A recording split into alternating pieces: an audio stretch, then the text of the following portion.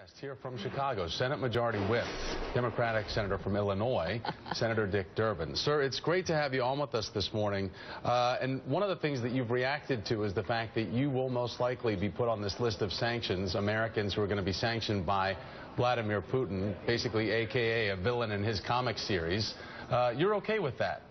I'm just fine with that. My mother was born in Lithuania, and of course the Baltic nations were held captive for decades by the Soviets.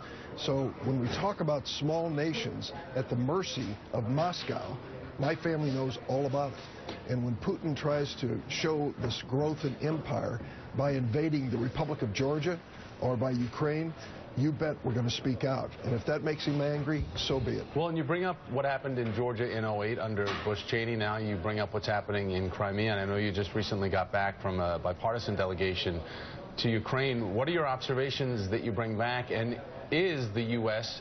doing enough? Again, right now, just financial sanctions. We've only a military commitment to give rations to the Ukrainian military. Are we doing enough, or is the criticism actually valid that we're not? Well, I can tell you that let's rule out completely American boots on the ground. That's not going to happen. The Ukrainians are not asking for it, nor are we offering it. But in terms of standing behind Ukraine and making sure that the Western nations in Europe and other places are imposing sanctions on Putin, I'd say we've got to really definitely do that to make it clear to him there's a price to be paid. Whether we're talking about political sanctions, making the G8 the G7, economic sanctions, such as affecting trade and such between the countries, I think we need to put the pressure on. Otherwise, there are more countries that are going to be vulnerable. You look at the Baltic nations, you look at Poland, you look at the future of Moldova. You know, he has a playground there that he may want to play in at the expense of sovereign nations. Senator Durbin, this is Sam Stein. One of the levers that Putin has over Eastern European countries and Europe itself is Russia's vast energy supplies, its vast natural gas supplies. And what you hear some politicians in Washington, D.C. say is, well, why doesn't the U.S. fill that void? Why don't they come in, start providing more natural gas, start providing more energy supplies to Western Europe, to Eastern Europe, so that we can start enforcing sanctions more forcefully? Where do you come down on that? How feasible is such an option? Can we get energy to that continent quickly enough? Well, in a short period of time, the United States has come into energy surplus, the discovery of more natural gas resources, for example, and that has helped us. It has lowered the cost of manufacturing in the United States. It has attracted back industries and jobs to our country. So it's been a boon to the American economy and recovery. Now, can we take this surplus and share it with other countries through trade, helping them towards energy security, or at least energy independence away from Russia? I think we need to have that national debate and that national analysis. But you're right to say that Putin is going to play Gazprom as his trump card, natural gas and oil as his trump cards against these countries, and we need to work with them to find alternatives.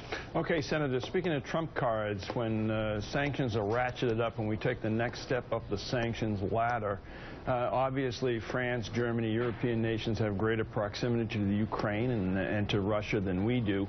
What are the possibilities for a coordinated sanctions response, United States specifically and especially Germany, on the next step up the ladder?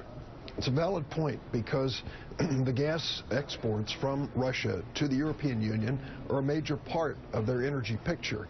And if they are going to, this negotiation is going to result in a reduction in those exports, it'll be at the expense of European local economies. Let's be very open about that. That's why I think Angela Merkel and others have been negotiating directly with Putin over the Crimea and Ukraine, telling him don't go too far too fast. But he's ignored them completely. There reaches a point, and I think we're at that point, where he's clearly going to take over Crimea and maybe poised to move into eastern Ukraine.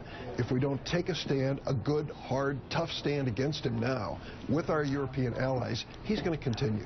Sir, before we let you go, I just want to drill down on Illinois, your home state, and what's going on there with the governor's race, and people saying that, at least from Republican perspectives, that the governor there, Quinn, is the most vulnerable governor for re-election. How are you going to double down to make sure that he stays in office? An interesting primary last night, or yesterday, in Illinois, because in the two top races for the Senate on my seat, as well as for the governorship, there were much closer Republican primary contests than anticipated. Bruce Rauner, the Republican nominee for governor, spent literally millions of his own dollars and barely squeaked out a victory in the Republican primary. It turns out that people in Illinois don't have a great appetite for multimillionaires. At the end of the day, they don't want buy offices in our state. So yes, Pat Quinn is challenged, but I think he has a strong message, he has a strong campaign organization. It's going to be a close contest, and I think he'll prevail.